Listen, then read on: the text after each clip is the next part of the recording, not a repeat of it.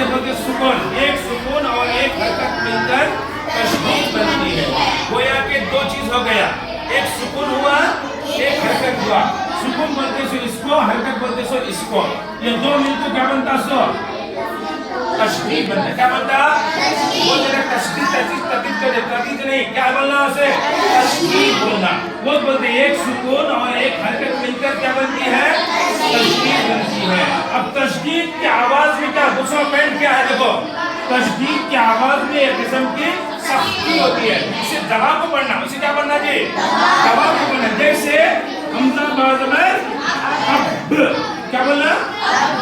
अब बा ज़बर बा, क्या हो गया? अब बा, क्या बोला? अब बा। इसे आवाज में आपको एक सख्ती रहना, टाइट रहना आवाज में, समझ रहा है? एक आवाज नरम होता है, एक आवाज आपको सख्ती से होता है। आपको बच्चा रेगुलर चाहे तो उसे नरमी से बात करते हैं, परंतु नहीं है तो उसे क्या करते हैं? हमें सख्ती से डांटती। समझ में? इंसान आना है दोनों अच्छे, लेकिन कभी आवाज आहिस्ता होता और कभी उसे क्या करते हैं? उसे सख्ती से डांटती। उसी तरह क्या है, तशदीद जहां पर होगा जिस हरफ के ऊपर, उसे हमें क्या करना? दबा को पढ़ना, सख्ती के साथ पढ़ना। दबा को होता कुल दबा होना, क्या सख्ती के साथ पढ़ना। समझ में आया? तीसरा पॉइंट क्या है? जिस हरफ पर तशदीद हो उसको क्या कहते हैं? मुशद्दद कहते हैं। क्या कहते हैं?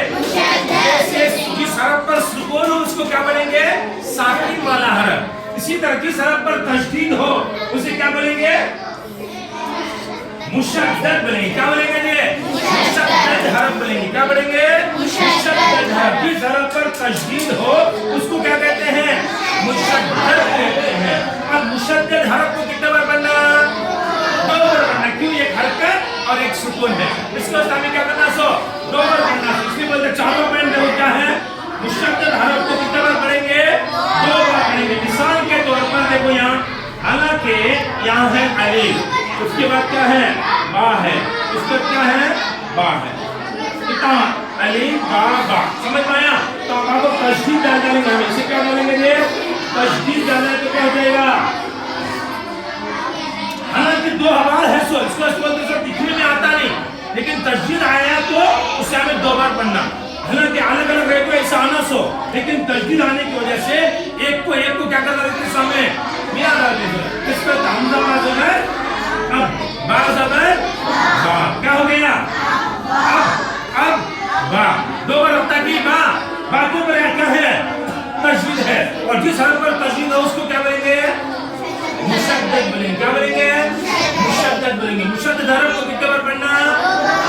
दो बार पढ़ना। इजरा के टाइम को आपको पूरा कायदा बोले तो उसका आपको इजरा सही होगा। सो समझ में आते? इसके वास्ते ये पूरा कायदा याद रहे तो आपको होएगा। इसलिए खास तौर पर याद रखना, जहां भी कुरान में तशदीद आए उसका हमें कितने बार पढ़ना? दो बार पढ़ना। कैसा पढ़ना?